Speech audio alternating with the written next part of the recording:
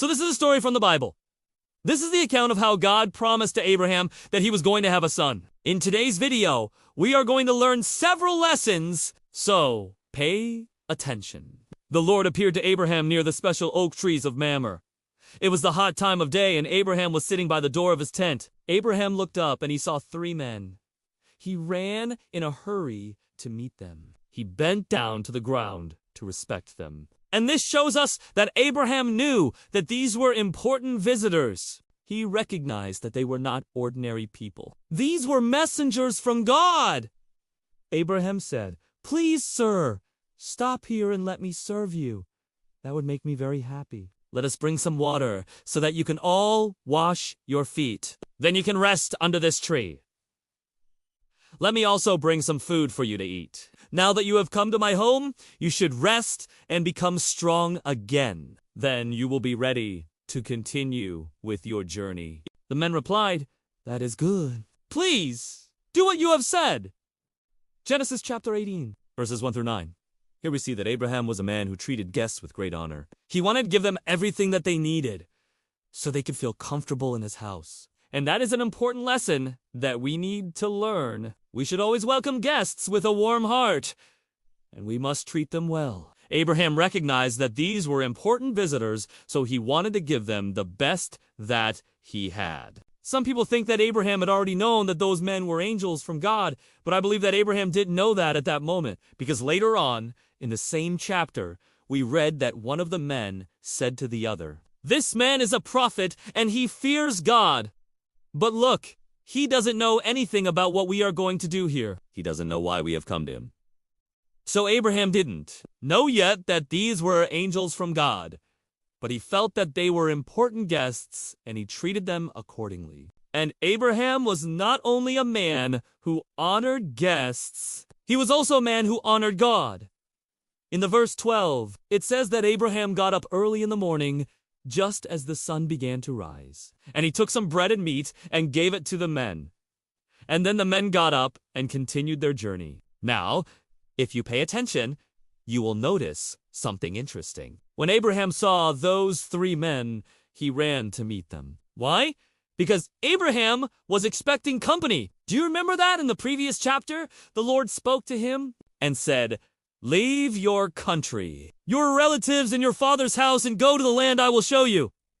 So Abraham packed up and left. He left everything behind, including his family, because he trusted God and believed in what God had promised to him. Abraham was leaving the land of the Chaldees, and he traveled until he came to the place called Shur. That's where he met those 3 men. So Abraham was expecting company. He was expecting that those 3 men were sent from God to help him or to guide him on the journey. He didn't know exactly why they were there, but he knew that they had a message for him. That is another important lesson that we must learn. Abraham was a man who expected God to fulfill his promises. Now, before we continue with the story, I would like to ask you a question. What promise did God make to Abraham? Well, God promised to make Abraham into a great nation. God told Abraham that all the families of the earth would be blessed through him. That is what we read in the Genesis chapter 12, verse 3.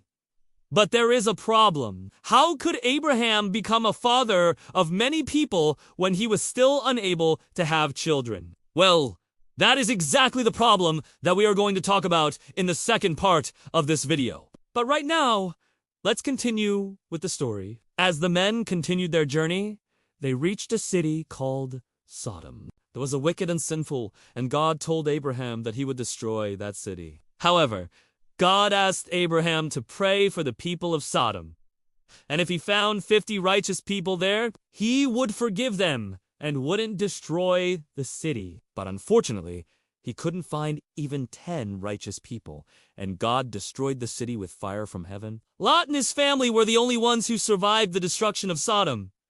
Then the Lord appeared to Abraham near the special oak trees of Mamre. It was the hot time of day, and Abraham was sitting by the door of his tent. So Abraham looked up and he saw 3 men. Oh, no. That sounds familiar, doesn't it? Yes, we are back at the beginning of the story. Time to have a quiz. What did Abraham do when he saw those 3 men? That's right. He ran in a hurry to meet them.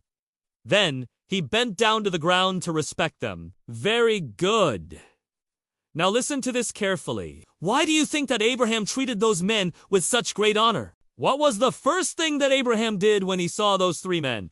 That's right, he offered them food and drinks because he wanted to make them feel comfortable in his house. Excellent.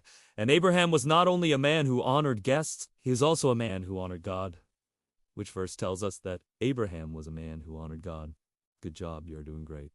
Keep it up. Now let's move on to the next part of the lesson. After those men left, the Lord told Abraham that he and Sarah would have a son. Sarah was listening to all this. She was at the door of the tent, near to where they were talking. But Abraham and Sarah were now very old. Sarah was past the age when she could give birth to a child. So Sarah laughed to herself. She thought, I have become old and weak. My husband is also old. I will never have a baby and be happy like that. But the Lord said to Abraham, why did Sarah laugh like that? She said, I am too old to have a child. But surely nothing is too difficult for the Lord to do. At this time next year, I will return to you, and Sarah will have a son. Sarah was afraid. So she told a lie. She said, I did not laugh. But the Lord said, yes, you did laugh. Genesis chapter 18 verses 1 through 15. Now, why do you think that Sarah laughed? What was she laughing about? Sarah laughed because she thought that it was impossible for her to get pregnant. She was old and she couldn't have a baby anymore. She had given up hope of ever becoming a mother. However, the Bible teaches us that nothing is impossible with God. If we have faith in Him, He can do anything. He can change our situation and make our dreams come true. Even if we are old and weak, God can help us and give us the strength that we need. Now, why do you think that Sarah lied to God? What was she afraid of? Sarah lied to God because she was afraid. She was afraid that God would not keep His promise. She thought that He would not really give her a son. So she tried to hide her laughter, but God knew exactly what she was thinking.